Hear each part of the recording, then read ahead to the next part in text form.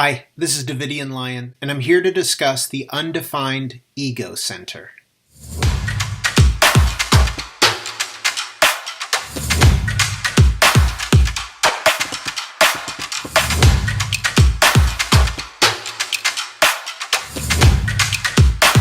The Ego Center is the little triangle below the diamond in your chart, and if it's white, that means it's undefined.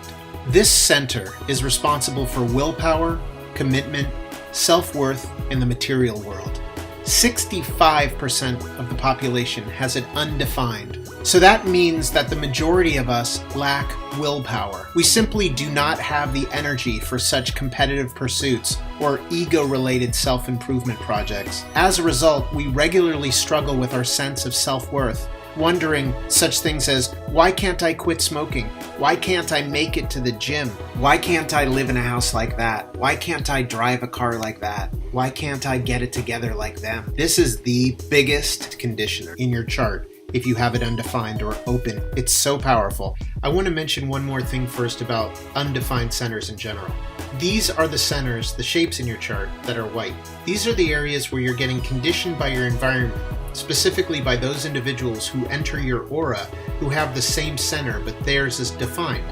It can also be defined by the ephemeris, the progression of the planets in your chart, which is frequently referred to in Human Design as the program. Although these are the areas that we find ourselves the most challenged, and the energies are very inconsistent and unreliable, these are also the areas where we gather wisdom, where we get to experience the variety of life. This is where we learn to appreciate the conditioning process and shifting to the wisdom that these areas hold for us. I know, easier said than done. When you're following your strategy and authority, and you're around other people, particularly when it's a healthy connection to the other, your openness in those places you are undefined is not about being conditioned in this situation, but rather these are opportunities for potential wisdom and growth. The right set of circumstances may be presenting itself for you to become wiser, whatever energy is being brought into your undefined centers. You have probably misidentified with a lot of these things in the past, and understandably this may have caused a good amount of pain, having absorbed and amplified these energies that are not your own, but felt very you at the time. But there is nothing wrong with you. There is nothing here that needs to be or can be fixed. Just want to be clear that the real story and hero's journey is in your openness. These are your real lessons and triumphs in life. It is where you're being tested and where you're meant to get wise. We live in this world of comparison, receiving a regular dose of advertising and marketing suggesting that we should look better, smell better, be wealthier, go on better vacations, drive fancier cars, wear more expensive clothes, have the best this or the newest that. These messages worm their way into our psyche with little resistance, and the pressure is on to live up to unrealistic expectations. The ego center is all about making it on the material plane and is responsible for our comparing our situation with others, measuring our success against theirs. This is also the heart of the family and tribe, and having the will and ability to support, feed, and protect it. This is where one feels worthy or not, and with an undefined ego, the chances are great that you regularly battle with your sense of self-worth. Your undefined ego is a big cross to bear because it rarely ever feels good enough. It's always trying to prove its worthiness and improve itself because it just doesn't feel good enough as is. It's a tremendous monkey to have on your back, but know this, because this is something for you to get wise about if you're not already. You are good enough, smart enough, everything enough right now. You see, your mind speaks to you through whichever undefined and open centers you have in your chart.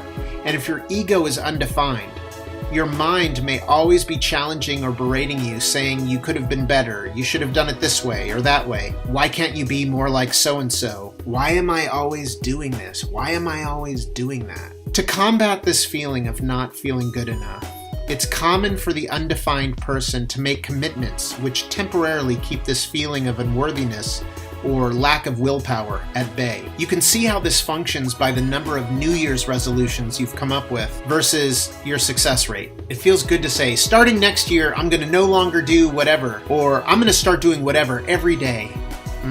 Well, that becomes a pretty tall order, because that's another thing. Having an undefined or open ego means that you lack willpower, which exacerbates your not feeling worthy, unable to honor all the commitments you make, results in your letting yourself and others down, which just adds to this vicious circle of not feeling good enough. For instance, perhaps you have a habit of always making plans and then canceling them last minute. Making plans may temporarily make you feel like you can be counted on or relied on until the day comes when you have to do that whatever it is and cancel again because you don't feel good about yourself or have the energy to meet that commitment. The remedy for that is to not make any commitments that are not aligned with your strategy and authority. Doing otherwise, in addition to contributing to your lack of self-worth, places a burden on your actual physical heart. If someone asks you to make a commitment, your answer should be that you will do your best. And of course, before you even get that far, check in with your authority to make sure that it's even correct for you to begin with. It's really easy for those with a defined ego center to pump you up and say things like, "Come on, you can do it," and inflate you into thinking that you should be able to do such and such, only to fail again and feel deficient or depressed. Because when you're in the defined ego's aura, you absorb their energy and feel like you can do whatever it is and you can feel really good about yourself and your capabilities. But as soon as you're outside the influence of their aura, you're like, what happened? I felt so on top of things during that motivation workshop, but now I just feel like that power weekend never happened.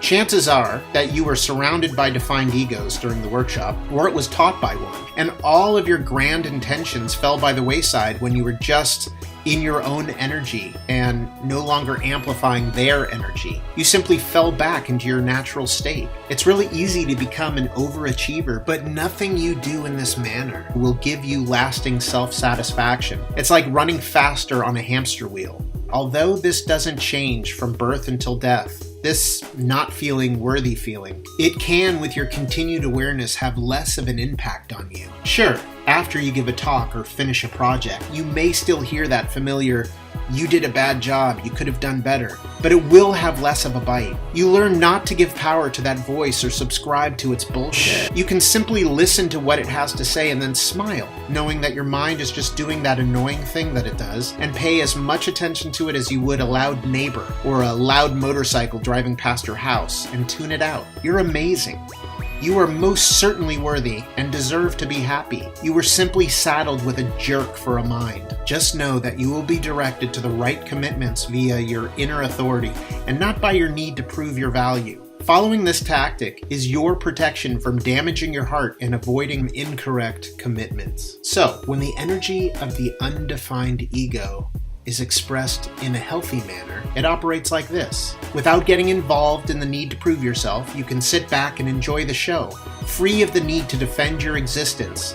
You trust your life to bring you what you need. You're able to work without making promises and relax and no longer needing to defend your value or prove that you're worthy. You have a healthy sense of what you bring to the table and have gotten good at largely ignoring that voice in your head telling you that you are less than. When the energy of the undefined ego is expressed in an unhealthy manner, this person never feels like they're good enough, always pushing themselves and putting stress on their heart. They're under constant pressure to prove their value and make promises that aren't correct for them, because these commitments temporarily push away the potential moment of feeling unworthy. And if your ego center is totally open, this means that you have no gates activated in the ego center, no black or red lines that are connected to any of the numbers inside the ego center. If that is the case, then you may go from an inflated sense of self-worth to having no self-worth at all, and may have difficulty gauging this energy or finding an equilibrium here. The question that the undefined ego or open ego must repeatedly ask is,